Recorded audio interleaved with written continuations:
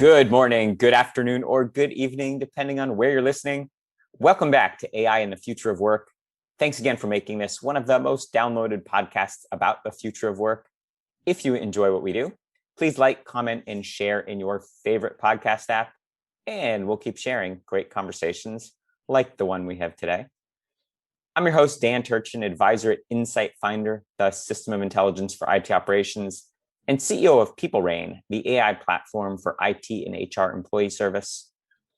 We learn from AI thought leaders weekly on this show, and the added bonus is you get one AI fun fact each week. Today's fun fact: there are now more than 150 companies focused on ethical AI, according to the Ethical AI Database Project. Ethics in AI, as you know, is a popular topic on this show. We've hosted great guests like Krishna Gade from Fiddler and Bindu Reddy from Abacus AI. This is the first time an independent group has defined AI ethics and actually started tracking the progress of ethics-focused companies. I hope the increased visibility of AI ethics leads to an industry-wide set of standards that govern how AI is deployed commercially. I anticipate a time soon, probably even in the next 12 months, when AI hygiene will be scored like, say, restaurant hygiene. Now, shifting to this week's conversation, call centers are notorious for having high turnover. Call center agents get frustrated doing mindless, repetitive tasks all day, like resetting passwords or sharing the status of orders. They're super motivated by challenging work, and they like to learn new skills. We often say anything that can be predicted is better left to machines, but anything that requires empathy or rational thinking is better left to humans. This applies particularly well to the customer service industry. Most tasks are mundane and rely on repeatable workflows. Automating those workflows is actually a really hard problem, and it's spawning whole industries. We finally have the AI and NLP technology to detect user intent and resolve their issues without human intervention. Well, today's guest had that vision back in 2019. Before founding Replicant, Gadi Shamia spent 5 years as the COO at customer service leader TalkDesk, after having founded Magneto and leading EchoSign after its acquisition by Adobe. It's accurate to say few people on the planet understand how to apply AI to customer service better than Gadi.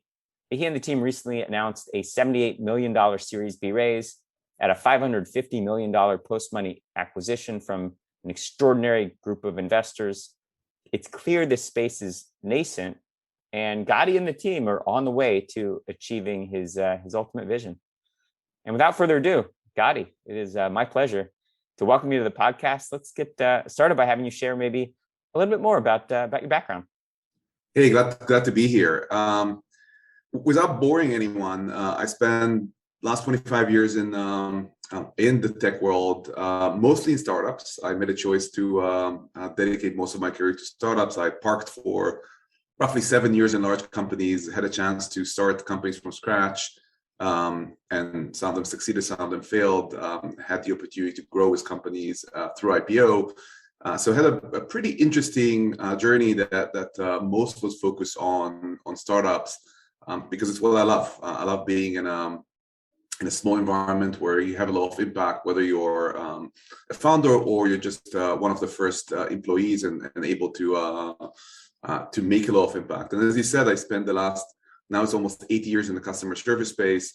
I found the space fascinating, especially because that's one of the last places in the enterprise where you have hundreds and sometimes thousands of people do exactly the same type of job. And one of the last places in the enterprise where automation or actually improvement through technology are very minimal.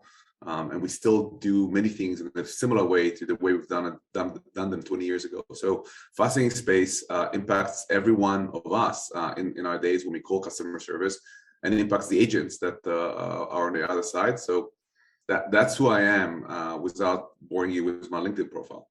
So as consumers, we often come to rue the day when we have to talk to a robot, because we're afraid of how the experience might be. We don't want to be treated like robots. And yet you and I, being in the space, know that we're all about making humans better with technology and improving the customer experience. What's your argument to those who say, robots can never improve the consumer support experience?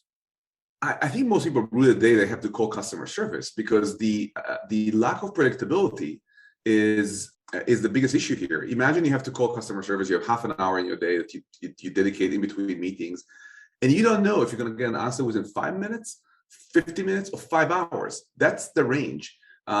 It makes it this task when you say, I'm going to do it tomorrow, I'm going to do it after work. By the time it's after work, it's closed, because the working hours are up to 5 p.m. EST or whatever the working hours are. And the experience is so unpredictable. It doesn't allow you to really focus it and focus on it. And many people actually postpone it, don't get their issues done, give up on money, on refunds that they need to get, just because it's so unpredictable. So the issue we're dealing with is that call centers are trying to solve a really complex problem. They need to have enough agents at any given moment to answer the call volumes that they're getting. But the problem is, one, they cannot predict the call volumes. If you're a roadside assistant company, and all of a sudden there's a colder than expected day, how would you manifest another 100 agents to deal with the volume? The other problem they're facing is that people don't want to do this work anymore. So the agents on the other side are not really interested in getting minimum wage to sit and hear people screaming at them on the phone all day long. If you talk with people that used to be agents and maybe now they're driving an Uber or find any other entry-level job, they will tell you, I'm driving my car, listening to my favorite podcast or favorite music. Usually nobody's screaming at me. Once in a month I have like some kind of an incident, and it's not a big deal. And I have much more freedom rather than sitting in a contact center and answering these mundane calls 8 hours a day.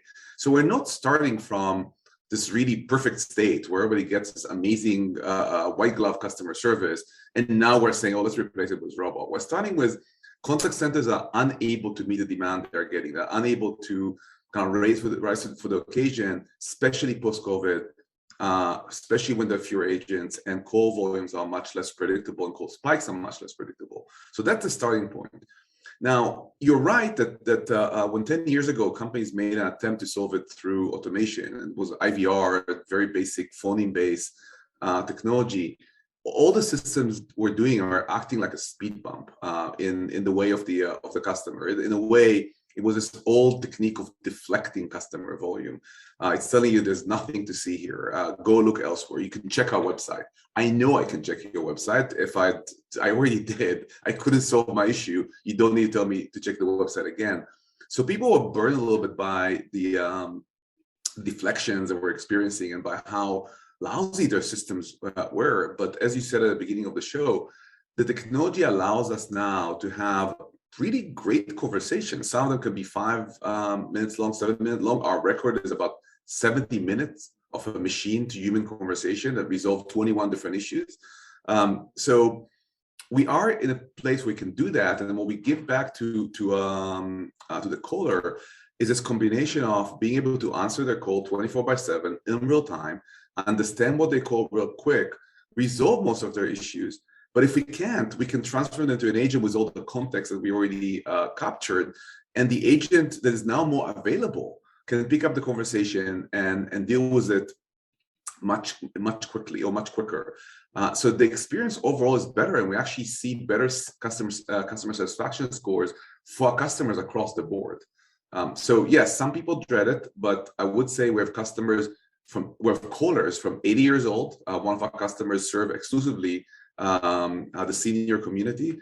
We have truck drivers that call us the platform. We have restaurant workers in fast food restaurants to exclusive restaurants.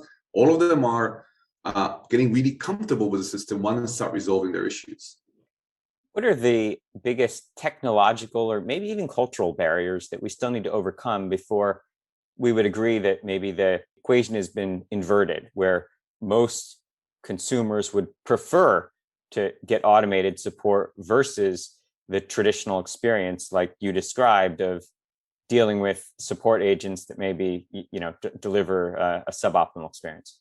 I think if I start with a cultural part, I think the cultural issue is actually more on the buyer, on the companies, the brands, and the customers. The callers tend to be very comfortable, and the majority of them actually interact with the thinking machines and get their issues resolved. There's much more concern on the customer side. We hear things like, but my customers are not going to interact with it, but I know my customers. We have a whole very different, unique customer base and things like that. So there's more conservatism by some, and obviously a lot of adoption by others. And I think it's just seeing more examples of how these machines are solving issues. This is number one. Number two, which still doesn't touch technology, is picking the right use cases and making sure we build trust with the between machines and the callers. We tend to be pretty selective. We have an opinion. We tell our customers, listen, I know this is what you want to automate, but this is not a great use case for a machine. That call flow requires a lot of empathy, or that call flow requires a lot of elasticity in different solutions. You actually want your most senior agents that has been here for 2-3 years to deal with it. You don't want a machine to automate it, because you're going to lose points. So when companies choose the wrong use cases, or have really insufficient technology to solve the problem, then you get this bad customer experience that in a way send us back a few months in perception. From a technological standpoint, the technology is still pretty new. Resolving full complex call, like a roadside assistant call where you're stuck in the middle of the road, was a science fiction 7 years ago, or even 3 years ago. And now it's something we're doing, every day, thousands and thousands of times, around North America. But it's still early, and the technology still is rigid. It allows to solve calls that have very clear conversion funnel, which the good thing is a majority of calls actually have a very clear conversion funnel. You're stuck in the middle of the road. We know what we need from you in order to send you a tow truck. We know which question we need to ask. We know which safety checks we have to make.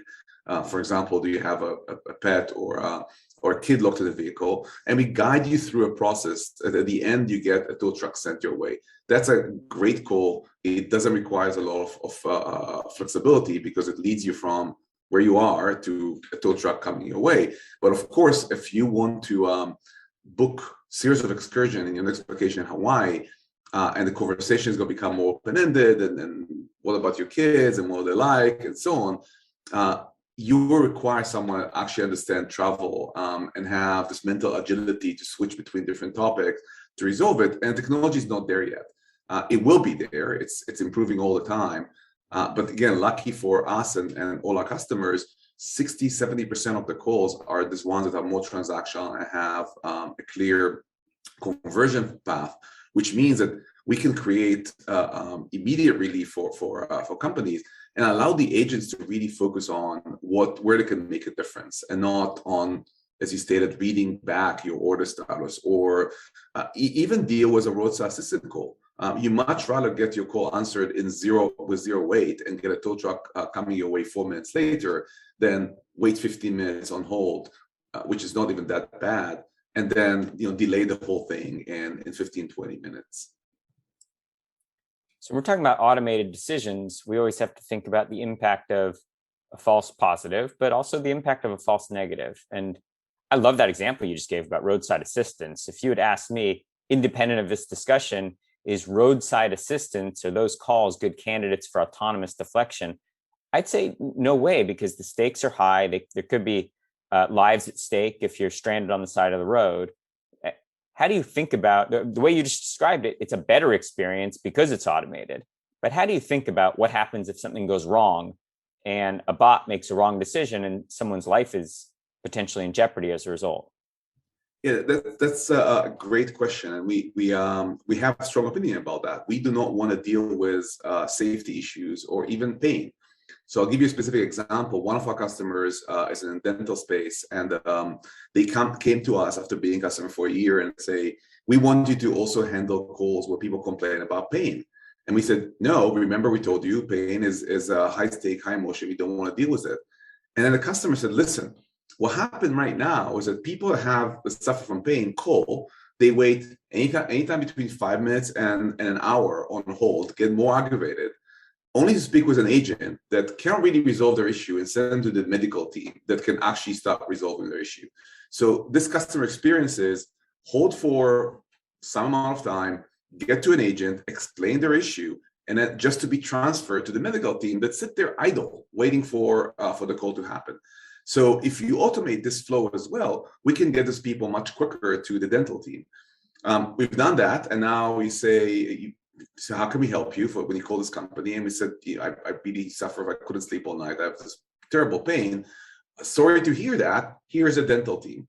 So in 60 seconds, you talk with the right people who can help you rather than wait. And the robot does not try to tell you to take Motrin or do anything. We're just transferring you in this specific case. But by doing that, we're able to get these people with pain issues to someone much faster.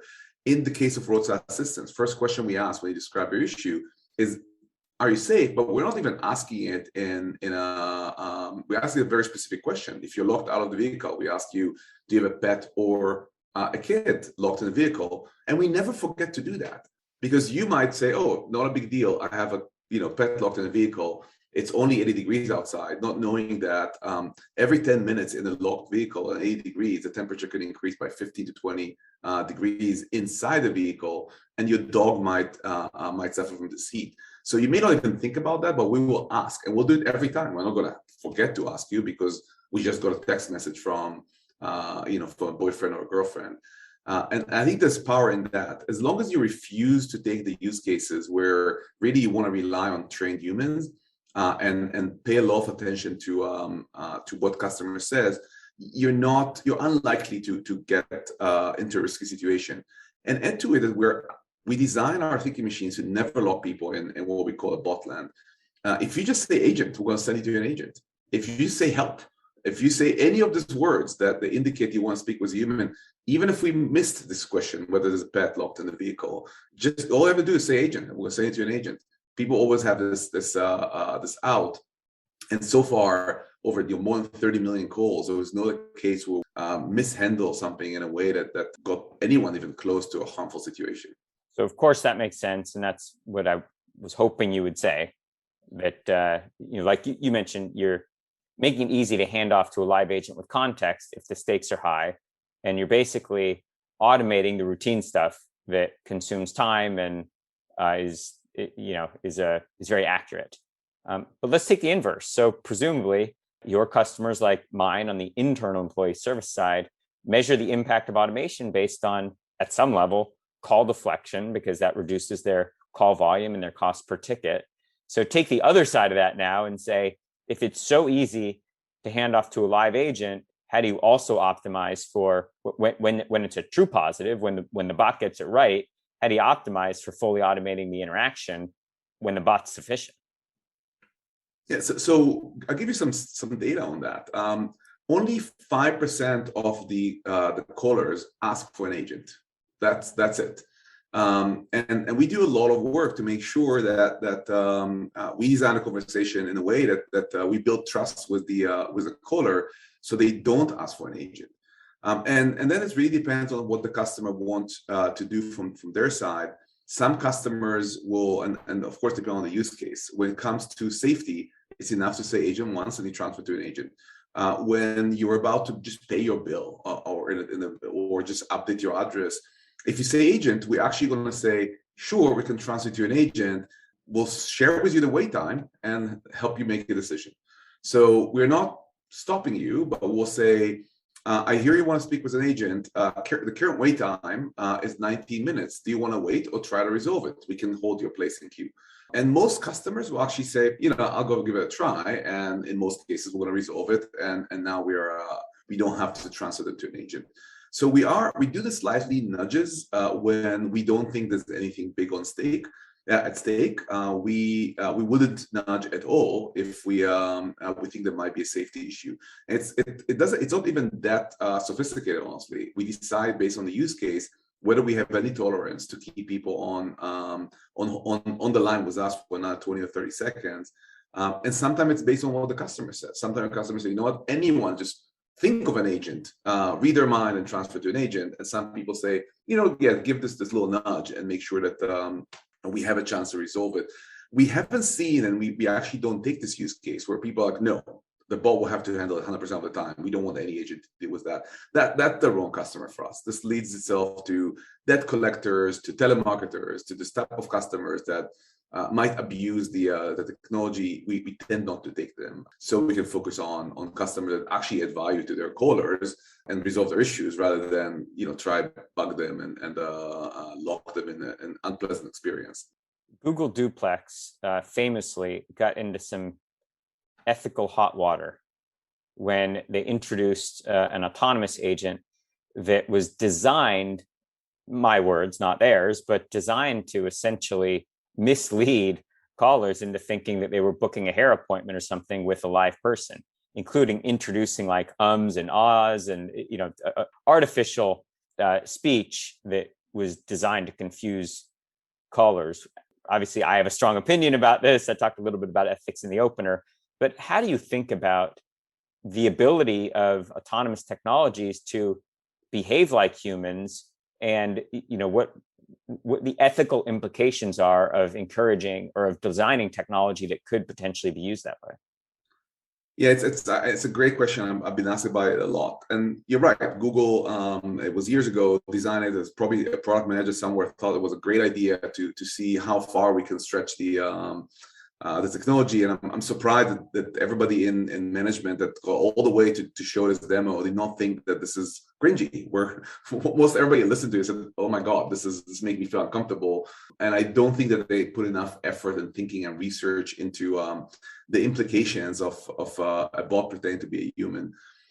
On another kind of more humoristic note, John Oliver had a phenomenal episode on robocalls, and I had everybody in the company watch it, so they understand what we don't want to do. And it's easy to fake it for a long time. Make sure you have an actor versus the still imperfect neural voices that are available in the market. Answer no if you're asked if you're a robot, and you can trick people for a little while. We made a very clear choice from the beginning. We're going to build everything we can to make it feel like it's a call with a human. Low latency between turns, high level of accuracy, being very contextual. But we will say at the beginning of the call, it's a thinking machine on a recorded line. And if we're asked if you're a robot, we said yes. We have like this generic answer in all a robot. Are you a robot? Yes, but I prefer to be called thinking machine. How may I help you? So we made this clear choice of not trying to sound like a human. If somebody wants a recorded voice, we do that. The recorded voice will still say it's a thinking machine. And we had a customer that asked us not to do that and asked us to mislead their callers, and we fired this customer. We actually got out of this contract. And to put it in context, we had zero revenue when we've done that. And this customer was $1 million a year contract. And we said, no, we're not going to do that. This is unethical. And the customer said, no, but this is what I want. So just do it. And we said, no. And I went to the board and said, here's why we are not going to move from zero in revenue to $1 million in revenue with this one customer. And the board said, you're right. This is long-term thinking, and we support it. Amazing integrity. I hope everyone listening plays that one back. It's a very, very impressive, Gadi. But I want to actually make a more important point. I actually don't think that it's only because it's, people hear it and say, oh, okay, this is righteous people and look like how lucky they are, and they end up raising a Series B. We're not as lucky. I think it's good business. I actually don't think of it as a higher moral grounds of some sort. I think most good moral choices are also good business. Once you start taking on these use cases, you get to customers that do unethical things. You expose yourself to lawsuits. You get involved in their lawsuits, even if they don't go after you directly. And it's just not good for the business. It's distracting. And you know what? If you have customers you're not proud to feature on your homepage, you cannot sell to more customers. So making this choice early on allow us to focus on brands we can be proud of partnering with, like AAA, and like DoorDash, like many others, like great ethical companies that help us win other great ethical companies. And it's just great for our business. In addition, a good moral decision. The other ethical gray area in this space is related to the collection and use of customer data for training models. Now, I'm going to toss this one out there. I assume that your models are trained on live conversations that are transcribed.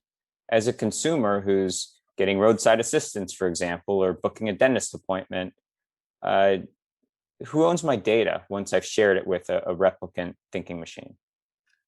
Yeah, that's a great question. The data, we actually use very little data to train our models. The models are so rich by now that they need very little training. And if you look at some of our intents, they will have 20 training sentences.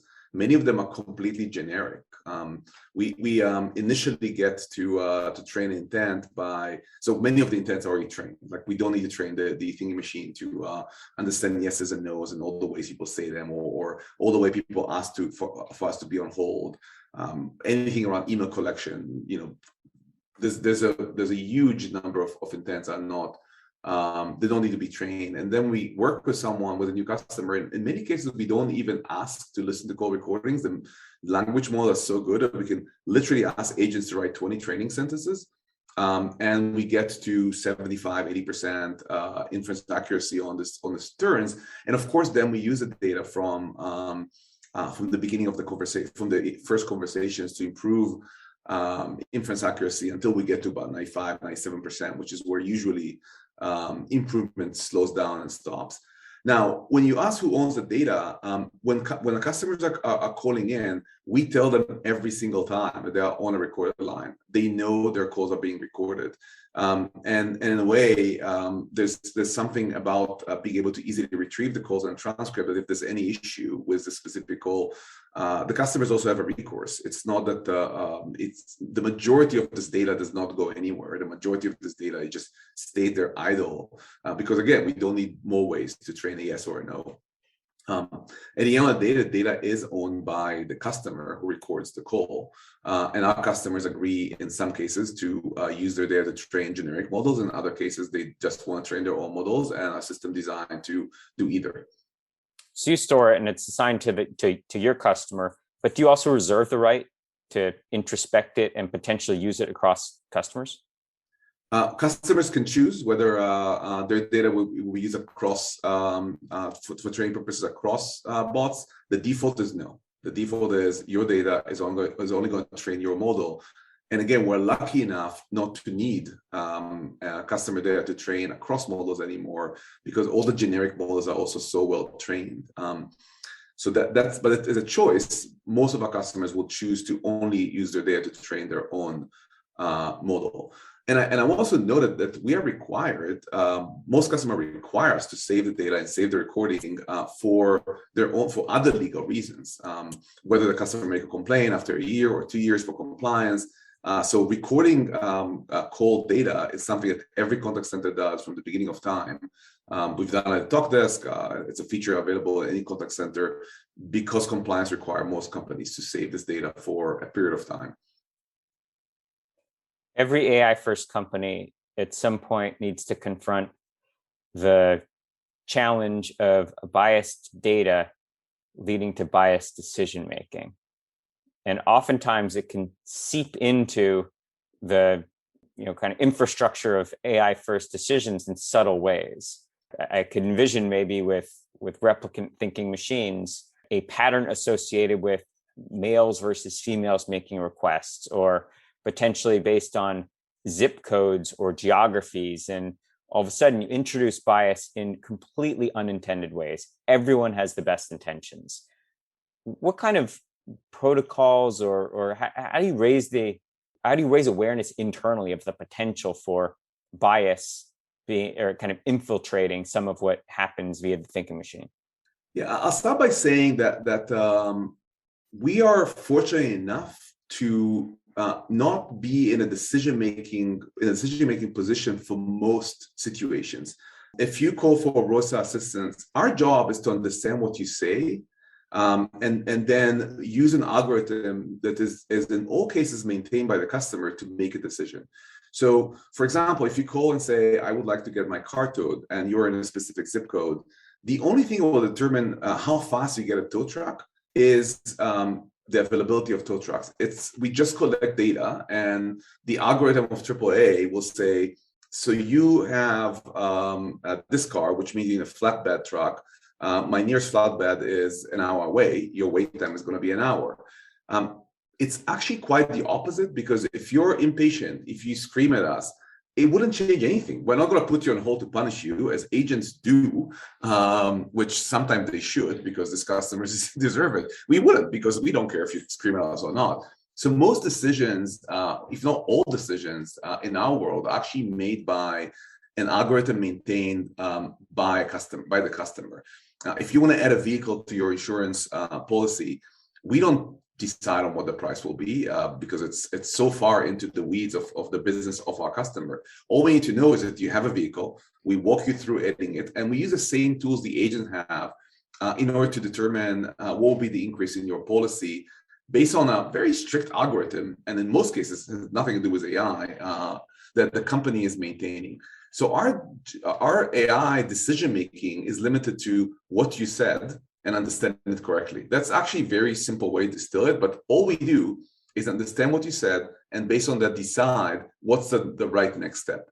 And it's reduced a lot of the bias in all the bias anyway in a conversation, because if you're angry, or if you're a man, or if you're a woman, or if you're a minority, as long as we understand you correctly, then we're in a good spot. Now, we have seen issues with transcription. To be honest, that was the first issue we've seen once we started with the first use cases that were focused on restaurants, because in restaurants you get all the accents, all the minorities, from the high-end restaurant where someone was perfect English to the burrito place with someone that answered the phone and may have just immigrated 2-3 years ago. And we've seen a transcription models that are not very good with different accents and different transactions. So in the early different accents and different levels of English skills, to be very clear on that. And in the beginning, what we focus on is how can we improve our data models to overcome that. So we'll get imperfect transcription, but our AI brain became more and more adept to understand this broken piece of information we got from, say, Google transcriptions, and translate better to make a better decision. And then we start using this data to build our own transcription models that take into account accents and take into account imperfect English, which is another problem that people don't talk about a lot. It's all about accents, but the way you say things is very different based on your level of education, where you are in the country, and whether you're an immigrant or not. So now we have our own transcription engine working in tandem with our NLP and the U-brain to try to make this right determinations. And roughly half our calls are with people you will consider minorities, non-native speakers, less educated, because of the type of population we serve. So we're able to get, again, a pretty diverse set of voices to influence our transcription and our AI brain. Good answer, Gadi. And I was hoping that's where you go. You're primarily automating what we'll call deterministic workflows. So you're not having to make business decisions. You'll hand it off to, let's say, AAA to decide how quickly you can get a tow truck out to that location. But so back to an earlier question, I was asking, what are the technological or cultural barriers standing in the way of making a consumer prefer a bot-first experience? So do you envision a time, even 5-10 years in the future, when the call center agent, the traditional role of the call center agent, that 5% of the time when the caller asks for a live agent handoff, when that goes away, because the thinking machine will truly be able to make decisions where the workflow is not deterministic? I envision over time the role of the agent will change, but what we've seen in every industry. So we're talking about AI as if it's the first time you automated anything, and we've been automating things for at least almost 200 years from the Industrial Revolution. And surprisingly, we just see more and more different type of jobs emerge. And I think the most recent example, if you look at the massive automation effort, is the ATMs. And I think it's a great example, because banks used to be like call centers. You walk into a branch and there are many people that do the same exact job, which is either dispense cash to you or help you deposit checks. And when we introduced ATM and made them ubiquitous, what happened is that there were indeed fewer front-end agents, in this case, bankers and tellers, because for most people, you don't want to walk into a bank to just withdraw $400. You want to go out 24/7, get your cash. It's a significantly better customer experience, a significantly better teller experience. And now the people who used to call tellers move to do investment advice or help you with mortgage. And that's what's going to happen in the customer service space. Agents, the job of the agents are just going to transfer and change because companies are going to be more complex. And one of the ways to think about that is we are in what, year 25 of self-service. 25 years ago, if you want to buy anything or transact anything, you either walk to a branch or you place a call. That's the only way. You want to buy a flight ticket, you want to deposit a check, you want to buy a pair of shoes, you have to walk somewhere or call someone and order through a catalog. They went to 25 years of self-service. If you want to buy a plane ticket, you can do it. You can you can pick which seat you sit on. You can choose your meal. You can prepay for your luggage. You can do all the things automatically. But why do people still call? Because what airlines did with all the extra capacity we have is they make their business more complex. So there are no fewer people in airlines right now. The people are just reassigned differently.